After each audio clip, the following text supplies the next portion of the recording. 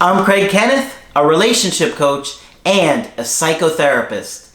Every relationship is different and every breakup is different. Work with me and you'll get professional help on your situation. And if you're in no contact, focused on personal growth, my workbook series, The Knowledge, will help you make changes like you've never made before. Available now at AskCraig.net.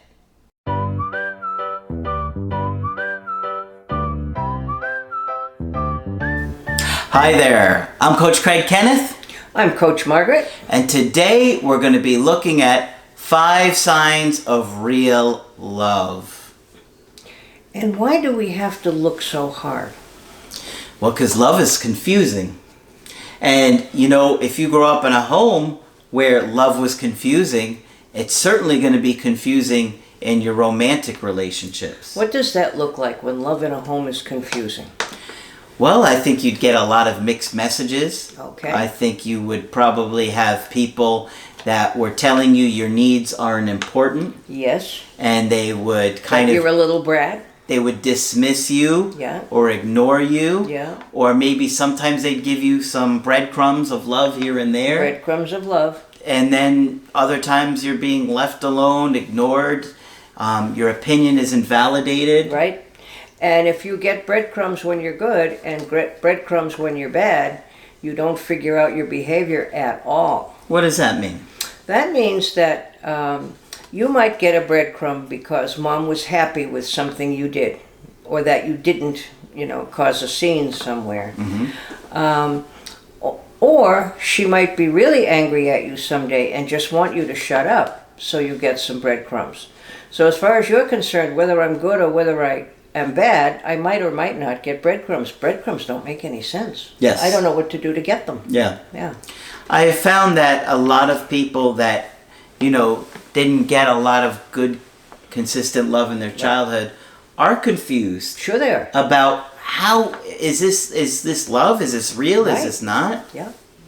Yeah. So, remember, it all comes back to early attachment and our view of love in the world. Absolutely.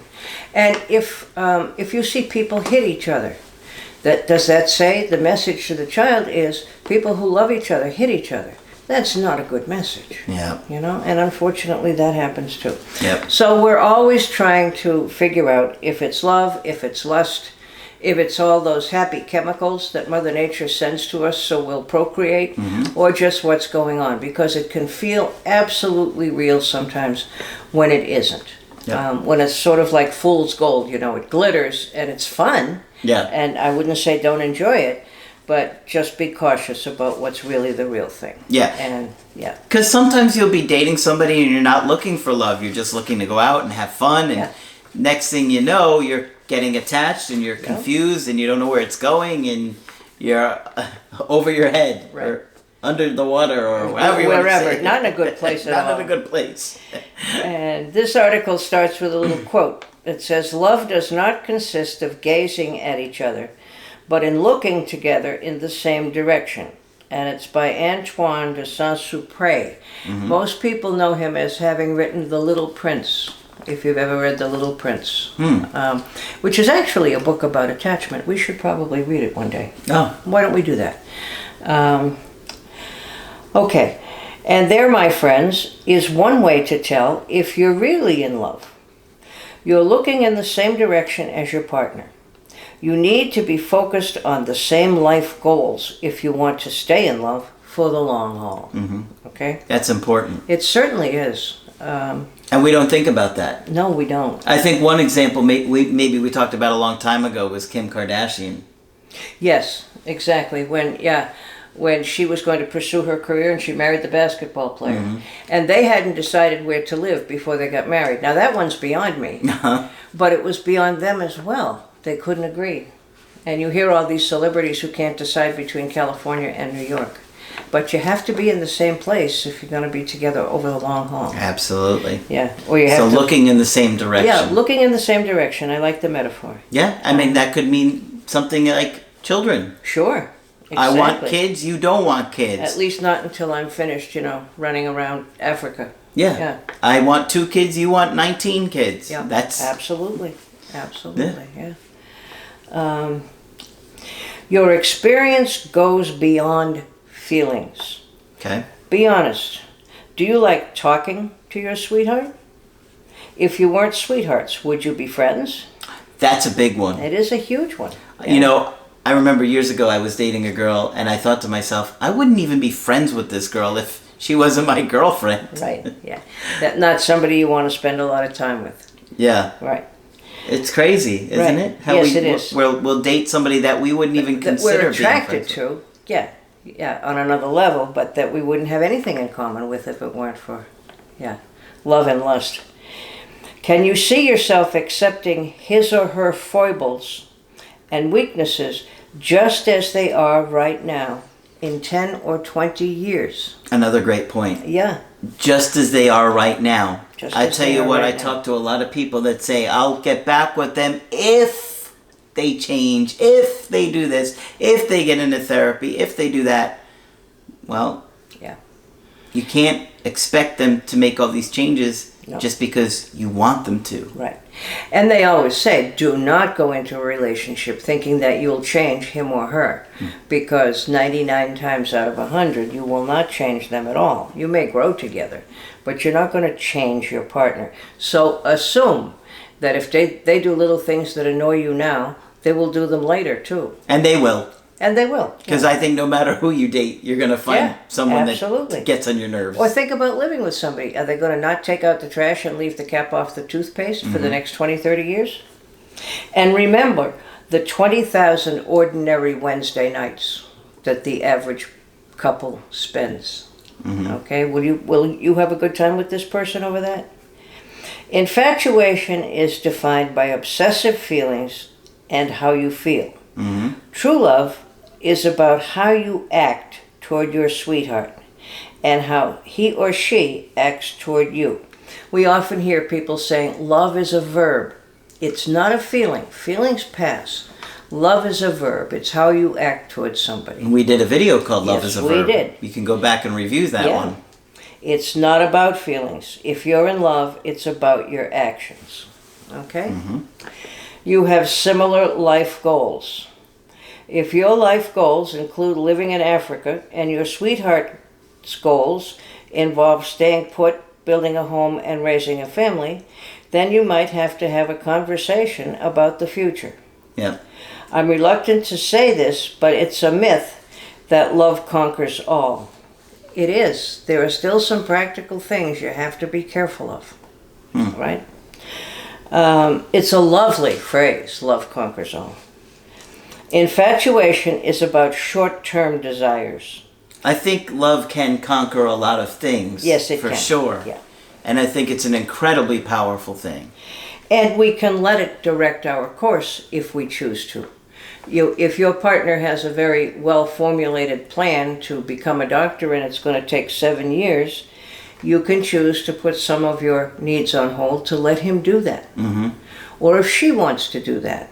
So you can make decisions along that. So you could let love conquer all, or you could go your separate ways. It's a choice, right? And two people get to make that choice. Yes. True love is about long-term life goals and plans. One way to tell if it could be true love is if you're both willing to compromise so you can both achieve your life goals.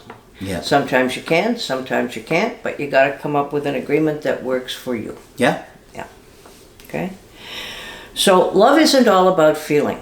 And you hear in a lot of breakups, well, she broke up with me because she said she didn't have those feelings for me anymore. Well, she didn't have a commitment either. So, a reader recently asked about declaring his love to someone who is moving away. If you're in a similar boat, there are several books you can read. What to do when you're starting a relationship with someone who's leaving the country. Think long and hard if it's going to work. Yeah, I just did a video on that recently where the woman, it was just an email she had sent in, and she felt so much clarity after our call because she had to be in one country, the ex had to be in another country, and there was no way either of them could leave their respected countries. So long term, it wasn't looking good, and there were a lot of other circumstances that just didn't look good for either of them. And at that point, the ex really wasn't wanting to work things out. So I said, look at this situation. Yeah. How are you going to go back there? You can't. And they can't come to you. You're kind of You're going to live, and it was like another side of the world. We're not talking about like Mexico and the United States or Canada. You know what I mean? We're talking about the other side of the world. Wow. Yeah. And then I guess you declare yourself star-crossed lovers. And that's too bad, but it does happen. And their love can't conquer all. Yeah. There's no way to do it. You have to have some of the same core values. You have to have some of the same core values. For example, do you have similar spiritual, moral, and ethical beliefs? Okay? If I think it's okay to knock off the 7-Eleven at the end of the month when I'm broke, and Craig would feel guilty about that, we have a problem. Because he won't drive the car there either. Right? Mm-hmm. So you have to have some similar beliefs. Yeah. Relationships in which one partner is, for instance, Jewish and the other is, say, Muslim, that makes it difficult to forge a strong life together. Mm-hmm. Of course, if you both have lukewarm spiritual beliefs, who wants that? Then it may not matter if they're in opposition. But you're still going to have to deal with two extended families. Oh, yes. And that's very important to remember. It sure is. Yeah. Comes up a lot. Yep. So you'll eventually have to work together to decide how you're going to handle that. And I have heard that many times recently as well. Yeah, I think we're going to review that. My parents will never accept, etc., etc.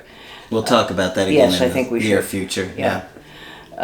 You'll need to address it sooner or later. Infatuation and love addiction ignores spiritual difference. True love makes your spirituality stronger. You have to feel accepted and good about yourself. And especially accepted and good about yourself in the relationship. I just spoke to somebody the other day who said she had no idea her relationship was destructive until she was out of it and suddenly felt 100 times better about herself. Wow. She was not aware that her husband was subtly putting her down until she was away from it. Wow. So do you feel good about who you are and where you're going in life when you're with your sweetheart? When you're not with him or her, do you feel secure, confident, and happy with your relationship? Infatuation often involves feeling insecure, self-conscious, or unhappy about who you are. Mm-hmm. True love is about feeling supported and accepted.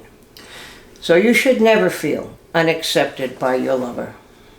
Okay? Sure. Yeah. But, I feel like they're kind of overlooking, how difficult attachment trauma would be. Yeah. That even if you have a secure partner that's loving and caring, and you have attachment trauma, absolutely, you're not going to feel secure. Well, you're not going to feel secure. And it might not have anything to do with your partner. And that's very important. It might not have anything to do with your partner.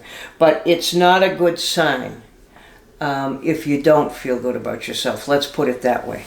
I was talking with somebody today, I believe, who said, I thought I was in love. I thought everything was okay. I thought I felt accepted and loved and cared for. But I realize now that I never slept well when I was with him. Wow.